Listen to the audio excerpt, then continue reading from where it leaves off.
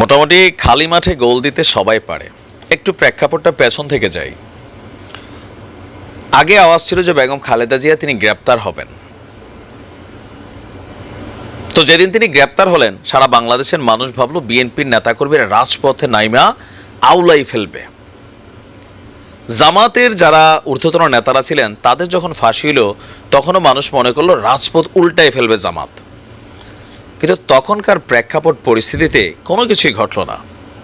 সবাই যার যার মতন ইয়ানাফসি অবস্থানে রইলেন। বেগম খালেদা জিয়া কারাগারে চলে গেলেন, জামাতের নেতারা ফাঁসিতে ঝুলে গেলেন। আইনের মাধ্যমে সব কিছু করা হয়েছে।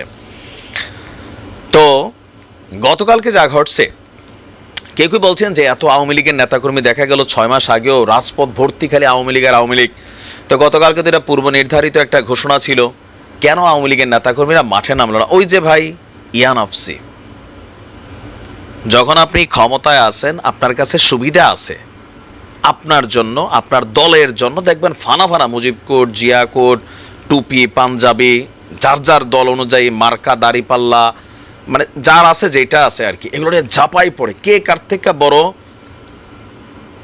মানে কি বলো যে দল প্রেমিক, এটা প্রমাণের চেষ্টা চলে।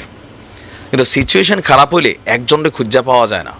আজকে দেখেন মাঠে কত ছাত্র দল, কত ছাত্র শিবির, হ্যাঁ, কিন্তু ছাত্রলীগ নাই, আওয়ামী লীগ নাই, যুবলীগ নাই, কারণ সিচুয়েশনটা তাদের পক্ষে না। গতকালকের এই ঘটনার পেছনে কেউ কেউ বলছেন যে গতকালকের এই ঘটনার পেছনে মূল কারণ হচ্ছেন শেখ হাসিনা নিজে। কেন শেখ হাসিনা নিজে? সারাদিন এই প্ল্যানটা ছিল না বা এরকম আওয়াজ ছিল না। হঠাৎ করে যখন আওয়ামী লীগের অফিসিয়াল পেজ থেকে ঘোষণা এলো যে ছাত্রদের উদ্দেশ্যে তিনি একটা বক্তব্য দিবেন, তখনই সেই বক্তব্যকে প্রচার নিয়ে বৈষম্য বিরোধীর একটা বলল, কোনো মিডিয়া যদি প্রচার করে তাহলে বুঝতে হবে তারা তার সহযোগী।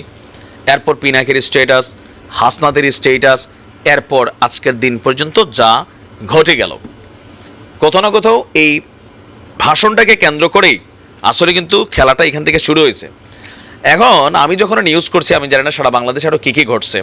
তো এর মাঝখানে আওয়ামী লীগ আবার এক নতুন কর্মসূচি ঘোষণা করছে। এখন এই কর্মসূচি ফেসবুকে বাস্তবায়ন হইতে পারে আমার ধারণা, রাজপথে একজনকেও পাওয়া যাবে না। বিএনপি এবং জামাত এত বছর রাজনীতি করছে সব ফেসবুকে।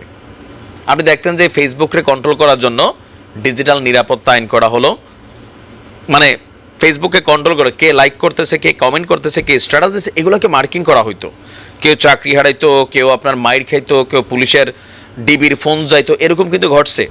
এখন আওয়ামী লীগের নেতাকর্মীরাও রাজপথের বিপরীতে ফেসবুককে তারা সেফ মনে করতেছে। কেন? কারণ জানে যে এই মুহূর্তে ধরলে রেহাই নাই।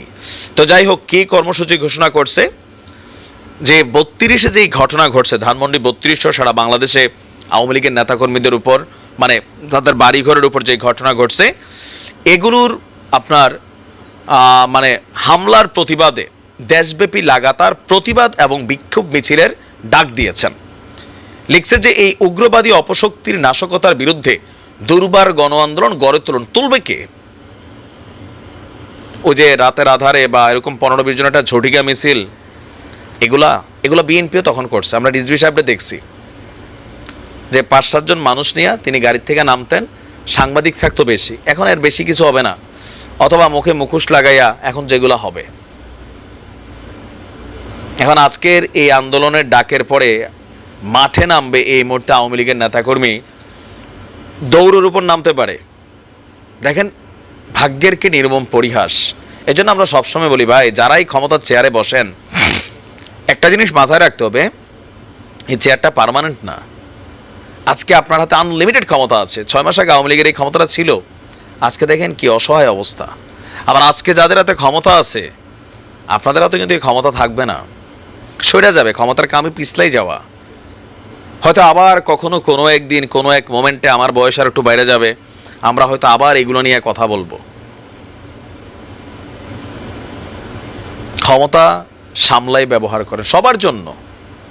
ক্ষমতা আছে, এটা দিয়ে পারলে মানুষের কল্যাণ করেন, উপকার করেন, কিন্তু এটা দিয়া মানুষের ক্ষতি করার চেষ্টা করেন। আছে যা খুশি করে ফেললাম, সব কিছু একটা লিমিটেশন আছে, উপরওয়ালা এটারে সাইজ করে ফেলে। মানুষের মধ্যে কল্পনাতে ঢুকে গেছিল শেখ হাসিনার মৃত্যুর আগে আওয়ামী লীগ সরকারের পতন হবে না, দেখেন সবই হয়েছে। খালেদা জিয়া জীবনে আর রাষ্ট্র ক্ষমতায় আসার কল্পনা করবেন বা তিনি এই দিন দেখবেন কেউ ভাবে নাই, তিনি এখন ওগুলো দেখছেন, মনে মনে শান্তিও পাচ্ছেন সবাই। কেন? কারণ ওই যে দৃশ্যপটগুলো আগে ছিল, তো গতকালকে থেকে যা ঘটতেছে এরকম ছিল না, বাট এটা একটা নতুন ট্রেন্ড আসছে, আগামীতে হয়তো আবার এগুলা ঘটবে, তখন আবার দাবি উঠবে ওই যে 2024-25-এ তোমরা করছিলা, তখন কোথায় ছিলাম আপনারা? হ্যাঁ, কথা বলেন এখন আইসা, এরকম হবে। কারণ মানুষ ভালো কিছু মনে রাখুক না রাখুক, উপকার মনে রাখুক না রাখুক, কে আমারে বাস দিছে আর কে আমারে ক্ষতি করছে এটা আজন্ম মনে রাখে, জেনারেশন টু জেনারেশন হিংসা এইভাবে জমা থাকে। তো আজকে আওয়ামী লীগের এই কর্মসূচি আমার ধারণা এটা পালন হবে না, আর এই মুহূর্তে যারা এটা পালন করতে যাবে দেখা যাক কি ঘটে। ভালো থাকুন, আসসালামু আলাইকুম।